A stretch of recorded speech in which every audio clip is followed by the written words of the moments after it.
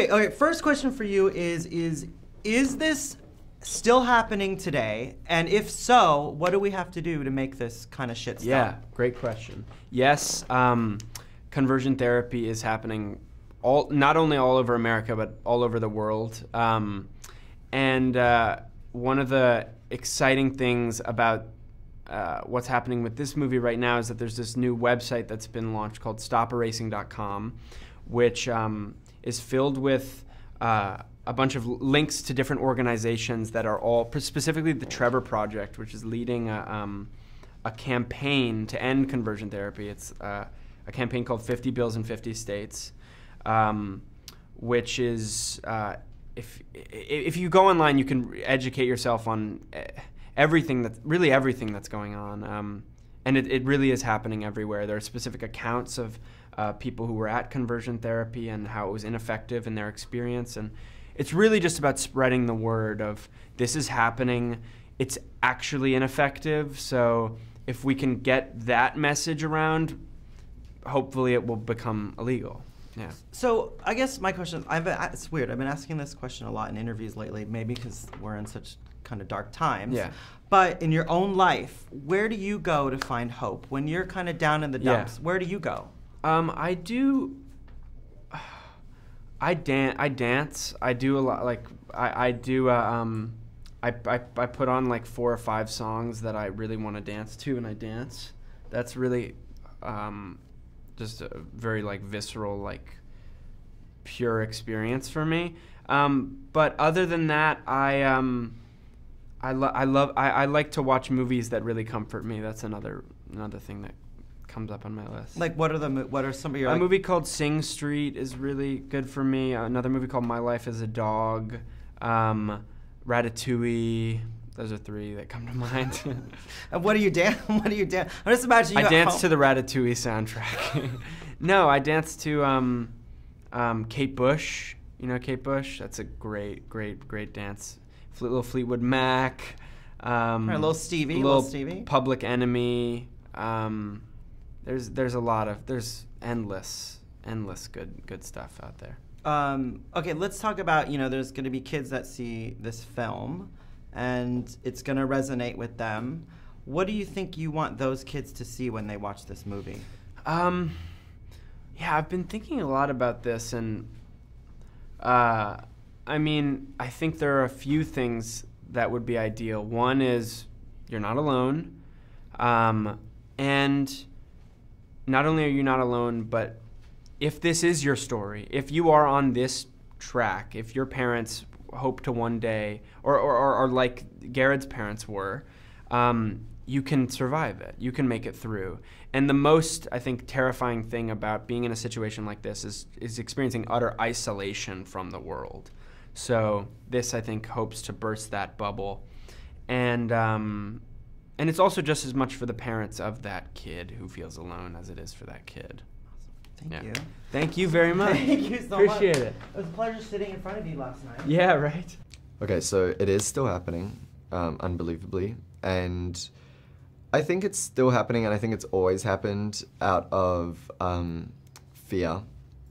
And weirdly enough, out of love. I think that no parent is like consciously just trying to be evil and send their kid off to this terrible place. They think that they're doing the right thing, and they think they're protecting their child. And so then it becomes an issue of education and kind of showing people just how damaging conversion therapy is, that it's ineffective, completely ineffective, and that it has to be stopped, So yeah, I think that's why I kind of wanted to make this movie, was I see stories like this as a really big part of kind of pushing the conversation of why does this still exist? It's so harmful and it's not working. So when you're kind of down in the dumps, where do you go? What do you do to kind of bring yourself up? I listen to music, play with my dog, and maybe FaceTime my friends from Australia. Yeah. Lucas told me he dances. Oh, sweetie. It's like insufferably cute to me. Can you just imagine him sitting in his room dancing? I can, that's the problem. It's so sweet. I guess, and I asked Lucas this question, but, you know, there's a lot of young people that are going to see this film. What do you hope they see when they watch it? What's the visceral reaction that you want them to have? I mean, I think the issue is that with a lot of young people, we kind of be preaching to the choir, you know what I mean? So I think that the goal is that they go and they tell their parents to go see it, or they tell their friends' parents to go see it, you know? I think that's where we really kind of have to hit this home is with parents, because those are the people who are sending their kids off to these camps. You just made me think of something. Obviously, coming up in the music business, I'm sure people are going to probably say, like, well, you should be this way, or you should try to be this way. So was there ever a moment where you felt that someone tried to erase you and tried to change you to be this kind of person or this kind of artist? And how did you change?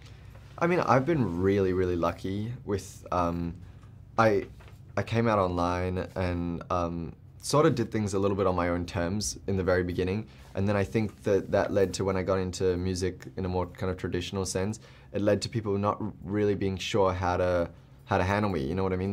Because I already kind of had this whole thing, so they kind of left me alone to do whatever I wanted, which was really, really nice. There was a couple moments where I had some people in my life be like, maybe don't be as gay or whatever, and I'm just like, what does that even mean? Like, I don't know how to do that, leave me alone kind of thing. But for the most part, I've been really lucky. Do you notice that, because your fan base, you know, I imagine it skews young to even older, but in the young fans, what do you notice different in them from the older fans in terms of, because I'm imagining back like 10 years ago even, people are just different now these days, but what do you notice in your fans, I guess? I see a real, I feel so much hope when I look at the young people like at my shows, you know. It's a different world, you know, even from when I was like in high school and stuff like that. And that's only been what, like 5 years or something. It feels like they are really going out and like educating themselves on topics that they're passionate about, and not only are they educating themselves, but they believe in the power of their own voices, and they're yelling about it, and they're not scared to be ambitious, and they're driven and motivated to kind of make real change. And so that is so much cooler than I was when I was that age, you know what I mean? They just seem a lot more kind of self-aware and confident. There's hope. We have hope. There is hope. For sure. Okay, first question for you guys. Was there ever a moment in your own life, well, yes, of course, but I'll ask you first, where you felt erased, or where maybe when you were coming up they were like, well, he should be like Russell, you know, when he becomes an actor? I think we all feel like when we're not really on the shelf that we want to be on, you know. I definitely have felt like that career-wise, but I definitely felt that at school, like if I didn't behave a certain way, that if I didn't bring enough energy to the room, or I wasn't funny enough, that I'd be sort of forgotten. I definitely can relate to that, but you know, it's funny how we turn our own wheels either up to draw attention to ourselves, or in some cases wind them backwards to kind of be quiet and unnoticed, so that we kind of find relative safety. And I've done both of those things. Yeah. Having gone through this yourself, is there anything positive about what you went through, or anything that, you know, some visceral reaction that you had that you're so glad now that people can finally? Oh my God. Well, I think the most positive thing that's happened is the emails that I've gotten lately, just based off of the trailer and the book. You know, people saying thank you for finally telling the story in a way that's really truthful. You know, the survivors of conversion therapy who've seen this, almost every single person says this is done right.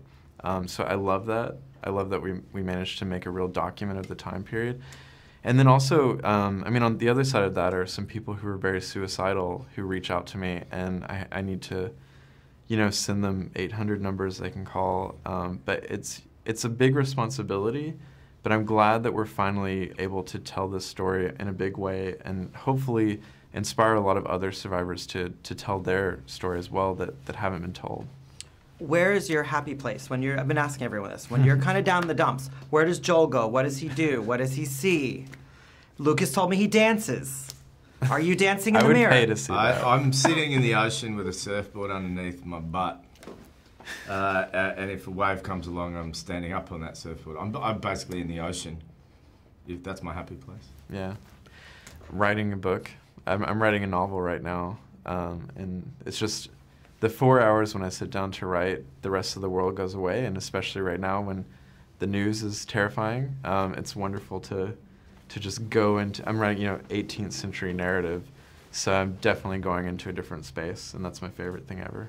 And I'll ask you guys about this, because a lot of young kids are going to see this, and they're going through so much shit in the world. What do you want the young people that see this movie, what do you want them to do? How do you want them to feel? Look, I think there's a chance that this film means there's a lot of young people can identify with this film, and not feel alone. I met one young man who said, I wish this film had been around when I was 15 years old, which said a lot about the need for seeing a reflection of stories that empower you. But I have a real great faith in the next generation. They're galvanised by the internet, fortified by their own conviction in life to identify themselves however they want, despite the opinions of older people. I have faith that next couple of generations and beyond are going to do wonderful things for the world and be proud of who they are and dismantle a lot of old beliefs. I'm hoping this movie really speaks to parents. Yeah, and hopefully kids can show this to their parents, It's the kind of film where, like, my mom or dad could have seen it, and it wouldn't have, like, offended them. And, it would have maybe created a dialogue.